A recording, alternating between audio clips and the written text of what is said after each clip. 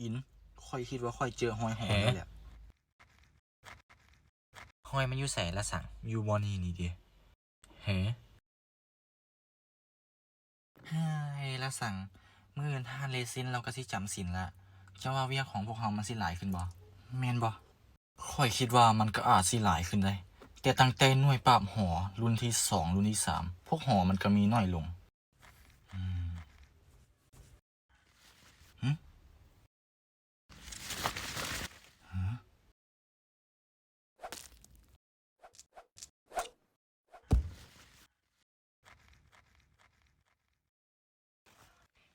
ละสังค่อยคิดว่าค่อยเจออย่างบางอย่าง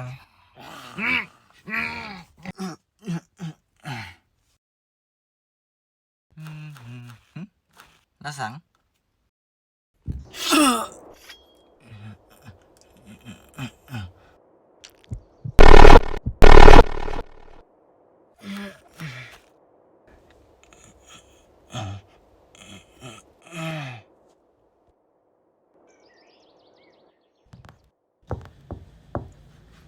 กีฟ้าช่วยเปิดประตูให้ค่อยได้บ่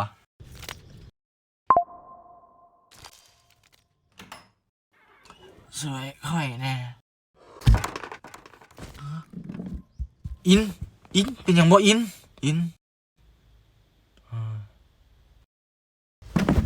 เฮ้ซิปตอนนี้ค่อยยื้อใส่อินเจ้าไปถึงอย่างมามีหอยบาดอยู่ตัวเจ้านำเฮ้อินกีฟ้าเตรียมเครื่องให้ค่อยแน่เขาสิไปเมืองฟินิกซ์ทานเลซินค่อยมีเรื่องให้ช่วย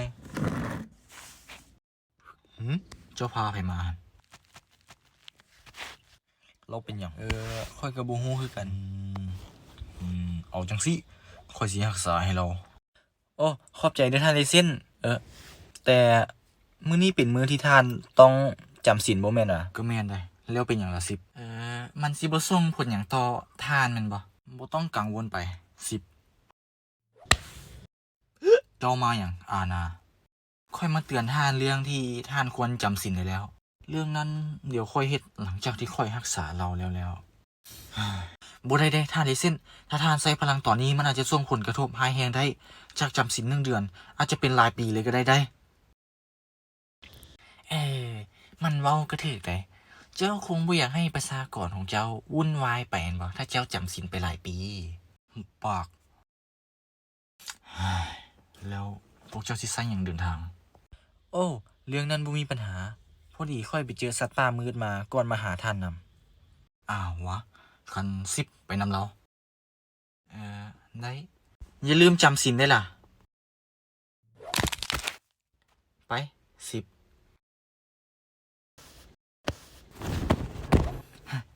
ฮึบแล้วมันสิบินตอนไหน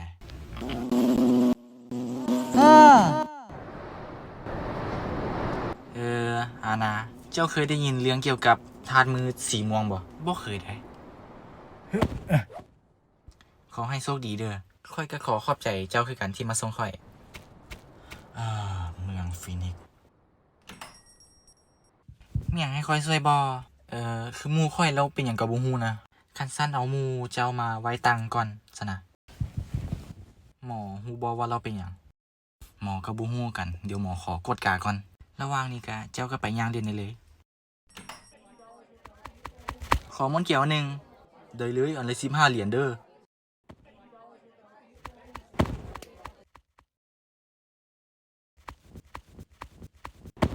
เดี๋ยวคุณแม่เจ้าอ้าว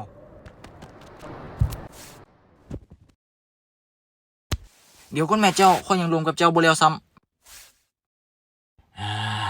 มาพูดตัวนี้มันเป็นอย่างของมันวะสางซะขาทิ่มเลยดีกว่า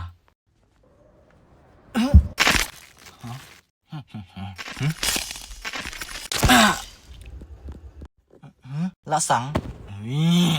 ค่อยขอฝากไว้ก่อนซะเถอะหน้าคนเมาคืนพวกเจ้าแท้หยุดเดี๋ยวนี้เลยได้กีฟ้าเขาต้องให้อย่างสักอย่างเจ้าเสกอย่างมันได้บ่ที่สามารถให้ค่อยขึ้นไปได้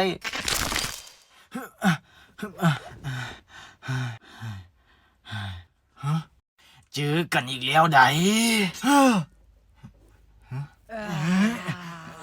สิบสวยข่อยแน่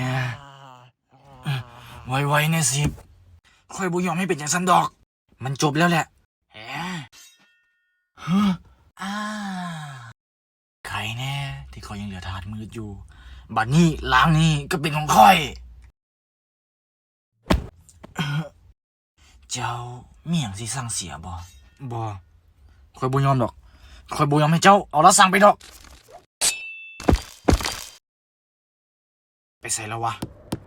ข่อยก็อยู่บ่นี่นี่เด้มีหยังวะ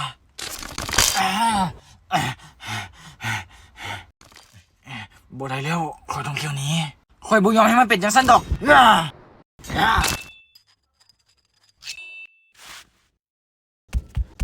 กีฟ้าหยุดมันไว้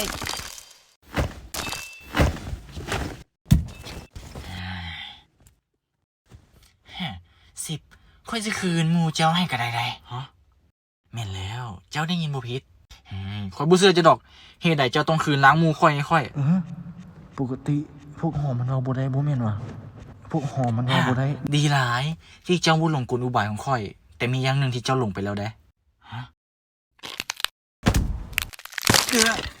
ค่อยไปก่อนเด้อมันเอ้ย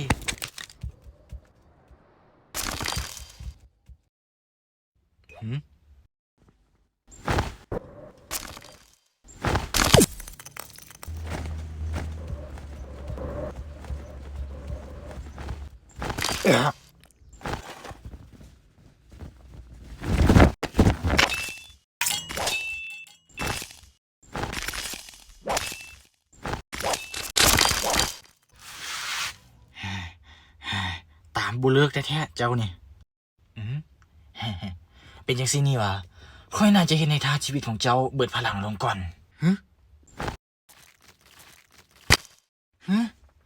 แต่ก็เอาซะจังไหนค่อยก็มาเพื่อบ่ได้จัดการพวกเจ้าอยู่แล้ว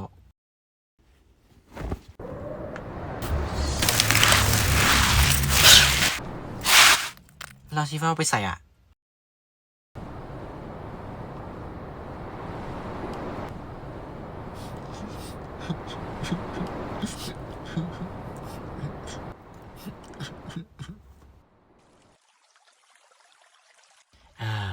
หวังว่าพวกนั้นคงสิทิ่มอย่างดีๆไว้แน่